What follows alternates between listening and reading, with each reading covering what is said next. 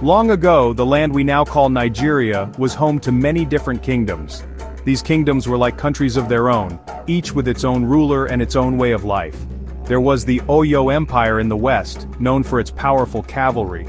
There was the Benin Kingdom in the south, famous for its beautiful art made of bronze.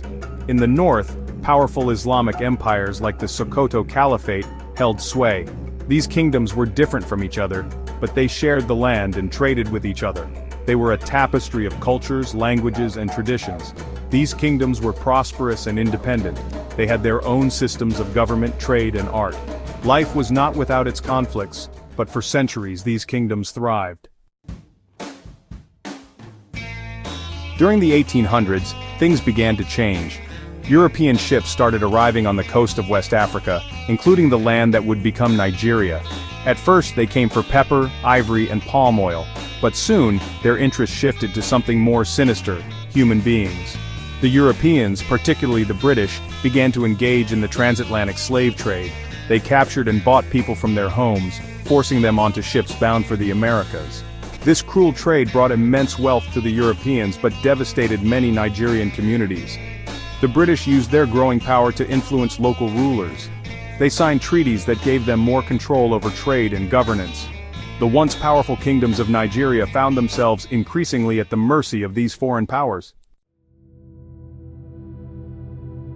In 1914, something happened that would change the course of history for Nigeria. The British took control of all the kingdoms in the south and north and merged them together. They called this new place Nigeria. The British ruled Nigeria for many years.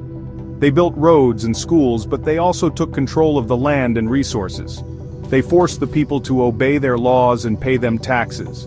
Many Nigerians resisted British rule, but the British were too powerful. The creation of Nigeria brought together people from many different backgrounds, but it also created problems. The British often favored some groups over others, which caused resentment and mistrust. Seeds of ethnic tension were sown, which would have lasting consequences.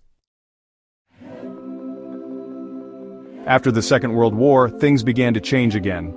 People in Nigeria and across Africa wanted to govern themselves. They formed political parties and organized protests, demanding an end to colonial rule.